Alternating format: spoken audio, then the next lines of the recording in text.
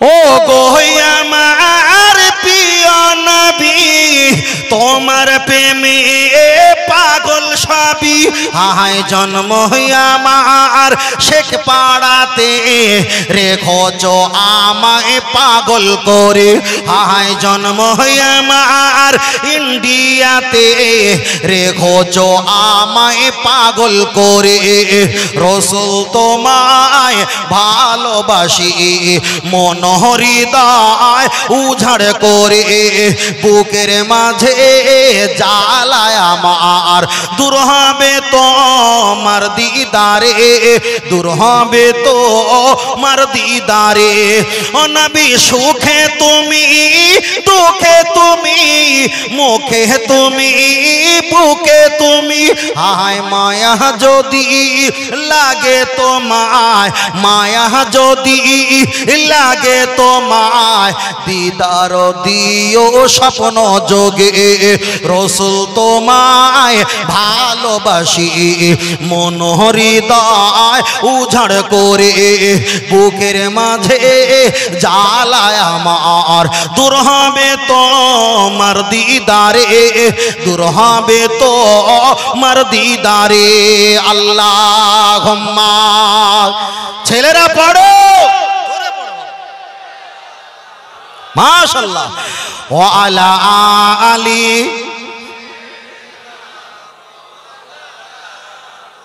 সাল্লাল্লাহু আলাইহি ওয়াসাল্লাম। তাহলে আমরা যেগুলো বলছি আমাদের উদ্দেশ্য কি? পাপের থেকে বাঁচার জন্য, পাপের থেকে বাঁচার জন্য। কে ভাইপো, কে ভাই, কে চাচা, কে বাপ, এর অপেক্ষায় ভালোবাসতে হবে কাকে? নবীকে। নবী বলেছে মি ওয়ালাদিহি ওয়া ওয়ালাদিহি, তোমার বাপ মা তোমার ছেলে মেয়ে, আওয়ালাহুম অর্থ টাকা পয়সা, আনফুসাকুম নিজের জীবন জৈবনের অপেক্ষায়, লা ইউমিনু আমাকে বেশি না ভালোবাসতে পারলে ঈমানদার হতে পারবা না। আমি নবীর হাদিসটাকে বেশি ভালোবাসবো, নবীকে ভালোবাসবো। বাপ বলবে বিয়েতে টাকা লাও, মা বলবে লাও, বন্ধু বলবে কত হুজুরের ছেলে নিয়ে তুমি নাও, আত্মীয় বলে কত বক্তা হুজুরের ছেলে টাকা নিচ্ছে তুমি নাও, মামা বলবে কচি টাকা নাও, কিছু নাও, একটা বাইকটা নাও, সবাই বলবে নাও নাও নাও। সবার অপেক্ষায় ভালোবাসতে হবে কাকে? নবীকে। নবী বলেছে নামাজ হবে, এরা আমাকে বলবে না কেন, এরা আমাকে জাহান্নামে দিতে চাইবে। কিন্তু কোনো টুপিওয়ালা, দাড়িওয়ালা, কোনো আলেমওয়ালা, কোনো পীর মাশায়েখওয়ালা, কোনো নবীওয়ালা ব্যক্তি আপনাকে জাহান্নামে দিতে চাইবে না। ফের বলছি, যারা শ্বশুর বাড়ি থেকে বাইক নিয়েছো, জুম্মার নামাজ পড়তে বাইক নিয়ে যাও, 5 ওয়াক্ত নামাজ পড়তে বাইক নিয়ে যাও, ঈদের নামাজ পড়তে বাইক নিয়ে যাও। আল্লাহর কসম করে বলি, ওই গাড়িতে বসে নামাজ পড়তে গেলে নামাজ হবে না। নামাজের ভিতরে বাইরে কটা ফরজ? 13টা ফরজ। কটা ফরজ? 13টা ফরজ। তার ভিতরে জায়গা পাক হওয়া ফরজ, জায়গা পাক হওয়া ফরজ। তুমি যে বাইকটা নিয়েছো ওই জায়গাটা হলো হারাম টাকা, ওই জায়গায় বসে নামাজ পড়লে, ওই জায়গা করে নামাজ পড়তে গেলে নামাজ নেহি হো সকতা, হতে পারে না, পারে না, পারে না। যদি কোনো মুফতি সাহেব বলে হবে, তাহলে ও হলো খরমা মার্কা হুজুর। সোজা কথা, সোজা কথা, নামাজ হবে না। ফের বলছি, যে মসজিদ ওয়াকফে আওলাদ করা আছে, ওয়াকফে লিল্লাহ করা নেই, ওই ওয়াকফে আওলাদ মসজিদে নামাজ চলবে না। 27 গুণের সওয়াবের আশায় মেজলা হুজুর পীর কেলা বলতেন, বলছি বাড়ি একা একা নামাজ পড়, ঝগড়া করিস না, ঝগড়া করিস না, একা একা নামাজ পড়, একা একা নামাজ পড়। আল্লাহ চলেন, আমি আপনাকে বোঝাতে চেয়েছি, আপনি যদি শ্বশুর বাড়ি থেকে 50,000 টাকা যদি নাও নেন, গাড়ি যদি নাও নেন, আপনি সামানপত্র যদি না নাও, আপনার শ্বশুর যদি, আপনি শ্বশুরের কাছ থেকে টাকা চেয়েছেন, শ্বশুর বলল খোকা ছাদ দিতে 3 লক্ষ টাকা, আমি 2 লক্ষ টাকা দেবো, ওটা যদি চাওয়া হয়, চাওয়া যদি হয়, শরিয়াত বলেছে হারাম। আল্লাহ নবী বলেছে নামাজের ভিতরে বাইরে 13টা ফরজ, জায়গা কাপড় শরীর পাক, অক্ত কেবলা 70 ভাগ, নামাজের ভিতরে বাইরে 13টা ফরজ। ওই ঘরেতে আপনি নামাজ পড়বেন, নামাজ হবে না হবে না। আপনি জামা কিনেছেন, টেলার্সে দোকানে দাম হয়েছে 351 টাকা। আপনি যদি 300 টাকা দিয়ে খুশি মনে যদি 51 টাকা যদি সমাধান করেন কোনো সমস্যা নেই। যদি বাকি থাকে সমাধান না করে যদি ওই অবস্থায় আপনি ইবাদত করেন, টাকা যদি না দাও আপনার ওই নামাজটা হবে না। আপনি বাড়িতে কারেন্ট লাগিয়েছেন, কারেন্টের টাকা এসছে, মিটারের টাকা 3000 টাকা, আপনি টাকা দেন না, পরে অন্য নামে মিটার করে চালিয়েছেন, এতদিন আপনার ইবাদত হবে না। আপনি সাবমার্সেল বসিয়েছেন, আপনি টিউবওয়েল বসিয়েছেন, পানি তুলছেন, ওটা যদি হুক মারা কারেন্ট হয়, আত্তুহুরু শাতরুল ঈমান, পরিষ্কার পরিচ্ছন্নতা উজু করবেন, ওই উজুতে নামাজ হবে না। আপনি নামাজ পড়বেন, নামাজ পড়ার সময় আপনি যে নামাজের মশাল্লাতে নামাজ পড়বেন ওটা যদি শ্বশুর বাড়ি থেকে চাওয়া সম্পত্তি হয়, ওটা যদি হারাম টাকা কেনা হয়, ওখানে নামাজ হবে না হবে না হবে না।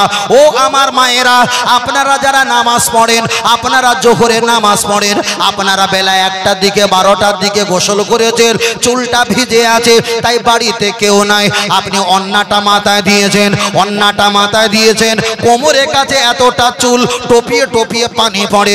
শরিয়াতের মাসলা হলো চুল যদি খোলা থাকে ওই মহিলাদের নামাজ হবে না হবে না। মায়েদের বলবো তোমাদের হাতে চুড়ি আছে, চুড়ি পরে নামাজ হবে, তবে একটা চুড়ি কেন, 10টা চুড়ি পরো। রুকু সেজদায় গেলে একটা চুড়ি যখন পড়বে ওর উপরে 5টা চুড়ি গড় গড় করে পড়লে আল্লাহ নবী বুখারীতে বললেন মা আকুল্লি দারসিন শয়তানু, এটা হলো বাদ্যযন্ত্র, আপনার চুড়ি আওয়াজের কারণে নামাজ হবে না, তবে এমন চুড়ি পরবেন যাতে আওয়াজটা না হয়। চলেন 3য় নাম্বার, মায়েরা অনেকে নূপুর পায়ে দেয়, নূপুর পায়ে দেবো, আমি হারাম বলবো না, এটা জায়েজ, তবে নূপুরের দুটো মুখ এক জায়গায় করলে তিনটে করে 6টা বলদানা থাকে, হাঁটলে ঝমঝম করে আওয়াজ হয়। নবী বললেন রহমতের ফেরেশতা আসবে না, ওই ঝমঝমি আওয়াজের কারণে তাদের নামাজটা হবে না হবে না হবে না। চলেন আমি আপনার কাছে বোঝাতে যাই, লক্ষ্য করে দেখা যায় মায়েরা নামাজ পড়বে আলহামদুলিল্লাহ ভালো, জোরে জোরে কোরআন পড়তে পারবে না, জোরে জোরে কোরআন তেলাওয়াত করতে পারবে না, নামাজে দাঁড়িয়ে জোরে জোরে সূরা পড়তে পারবে না। এখানে যদি হাজী সাহেব থাকে আমার কথার সঙ্গে এক মিল হয়ে যাবে। এখান থেকে আল্লাহর কাবা বাইতুল্লাহ 8500 কিলোমিটার রাস্তা, যেতে গেলে 3,45,000 4.5 লক্ষ টাকা কম বেশি ব্যবধান। আল্লাহর কাবা বাইতুল্লাহ শরীফে গিয়ে আল্লাহুম্মা লাব্বাইক লাব্বাইক লা শারীকা লাকা ইন্নাল হামদা ওয়ান নি'মাতা লাকা এমন করে তাসবিহ পাঠ করা হয়। ও চাচাজি, আপনি হজ পাকে যাবেন, আলহামদুলিল্লাহ ভালো, তবে আপনার স্ত্রী হজ পাকে যাবে, ওটা ভালো।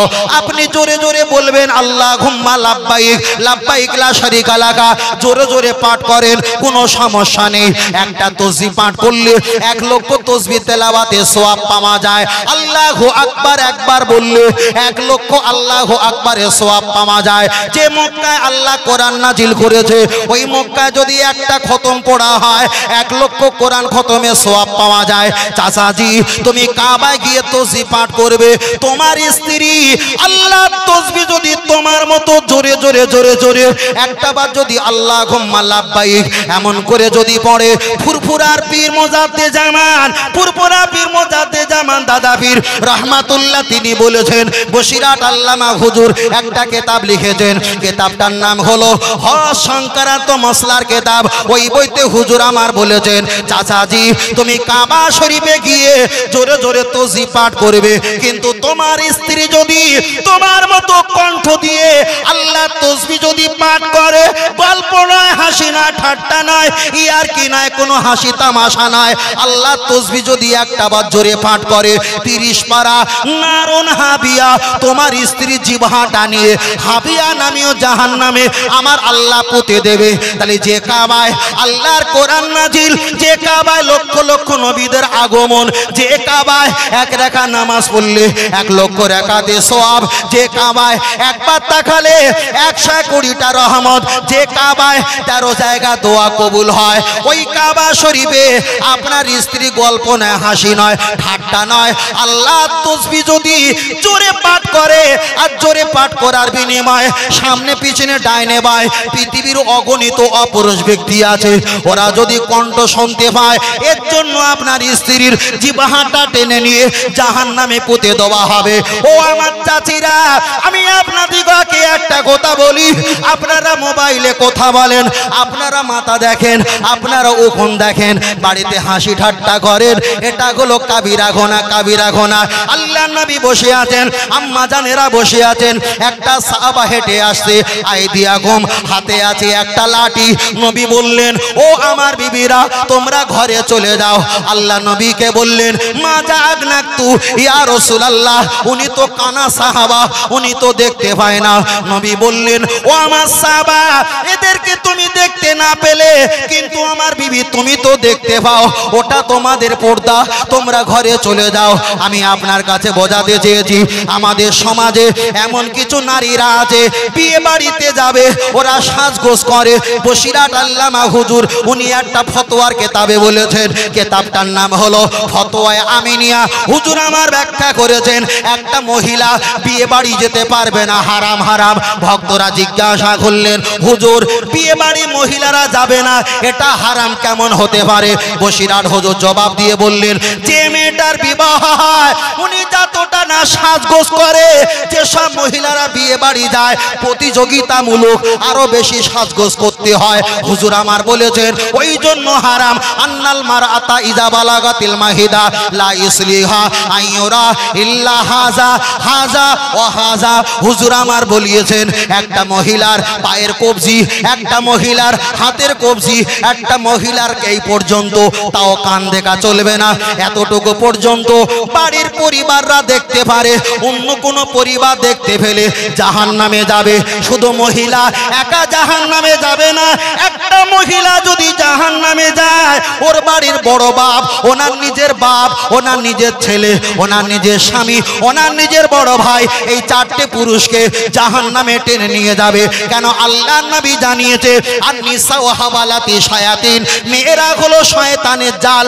খবরদার, ওরা ভালো ভালো ভালো, তবে শয়তান ওদের দিয়ে বাঁদরামো কাজটা চালিয়ে যায়। তবে নবী বললেন, কোন মেয়েরা যদি গায়ে ফগ মেখে, সেন মেখে, খুশবু মেখে ভিটে থেকে যদি একটা বার বাইরে চলে যায়, নবী বললেন ও যেন পতিতালয়ে কাজ করে ঘরে ফিরেছে।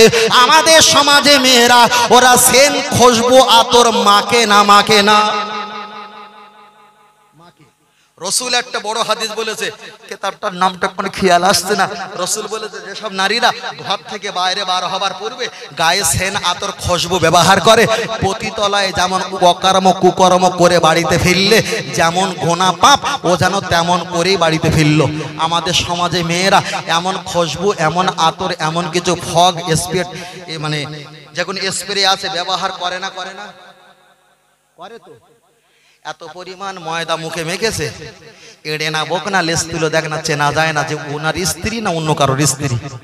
তবে আমাদের গ্রাম্য এলাকায় মেয়েরা আলহামদুলিল্লাহ অনেকে ভালো, অনেকে ভালো, অনেকে টিকটক করে। বাড়ি খাওয়া হয় না, দেয়ালগুলো কুকুর বিড়াল পার হচ্ছে, একটা ডাল একটু ভালো করে প্লাস্টার করে, ভালো করে পুট্টি করে, সেই ডালটা একটুকুনি প্লাস্টিক লাগিয়ে সেখানে স্বামী আর স্ত্রী কুদুমি করে ভিডিও করছে, ঠিক না বেঠিক?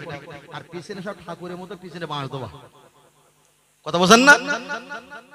পায়খানা করছে, তাও দেখে, দেখো দেখো আমার ছেলে হাগু করেছে, তা আমার বাবার কি হয়েছে? আবার বলছে, দেখো তোমার দাদা বাজারে গিয়েছিল, এক্ষুনি এসছে, কি কি নিয়ে এসছে সব আমি খুলে দেখাবো, সব খুলে দেখাবো। আল্লাহু আকবার।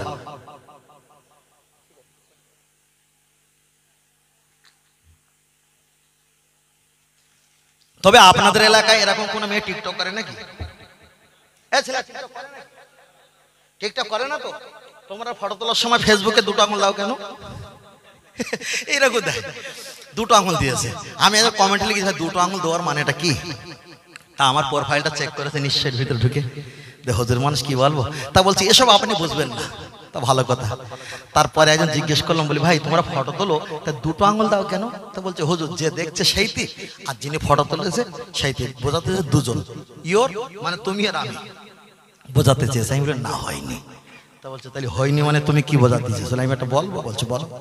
গিলতে পারবি তো? হ্যাঁ গিলে লো, বলো। যারা ফটো তোলার সময় দুটো আঙুল উঁচু করে বোঝাতে চেয়েছে আমি 2 নাম্বার মাল। কয় নাম্বার? 2 নাম্বার তো নাকি বড় ভাই? ভুল বলছি আমি? একটা আঙুল তুললে কয় হতো? যখন ফটো তোলার সময় যখন দুটো আঙুল দিয়েছে বোঝাতে চাই আমি 2 নাম্বার। তা বলছে বলে ভাই এ তো গিলে খাওয়া সম্ভব না। আমি লাগিয়ে জিজ্ঞেস করেছি তুই গিলে খেতে পারবি তো? তবে শোনো, ফেসবুকে ফটো দিয়েছো, তবে অসামাজিক কোনো ফটো দিও না, বুঝলেন না? আপনাদের এলাকায় এটা নামাজি বেশি না কম? অনেকটা কম নাকি? অনেক কম নাকি? মোটামুটি কম, মোটামুটি কম, অনেক কম মানে মোটামুটি কম। তবে এত পরিমাণ কম গোনা যাবে না। এত পরিমাণ কম গোনা যাবে? গোনা যাবে না। চলেন, এর ভিতরে যারা আছেন আমি তাদের নামাজের কথা বলছি না, হজের কথা বলছি না, জাকাতের কথা বলছি না। কমিটি কারা কারা আছেন আর এই এলাকা যারা আছেন, ওই খাঁপাড়া যারা কারা কারা এসছে, খাঁপাড়াতে কারা এসছে? অনেক লোক এসছে, মাশাআল্লাহ রাখো। এই পাড়ার যারা যারা আছেন, কমিটি যারা আছেন, এই পাড়া জলসার সঙ্গে যারা জড়িত, 5 টাকা দিলে হয় তাও দিয়েছো। কারা কারা যুবক ছেলেরা একটু হাত তোলেন দিন দেখি, কারা কারা একটু আছেন?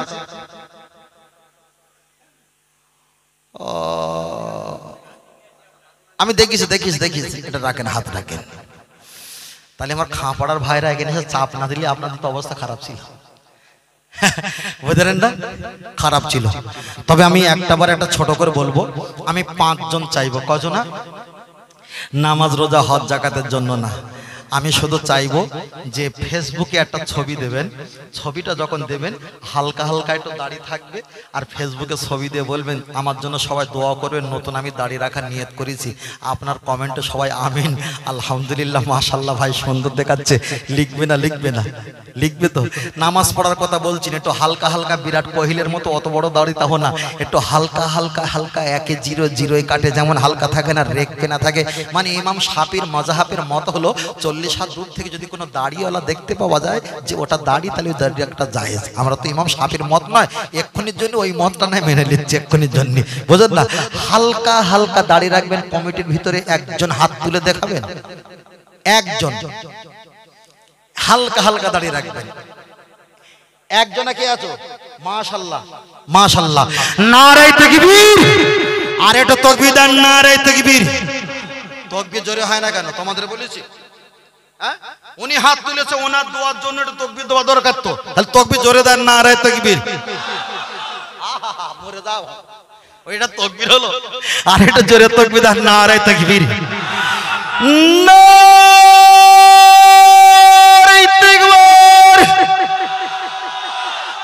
দ্বিতীয় নাম্বারে একজন হাত তোলেন।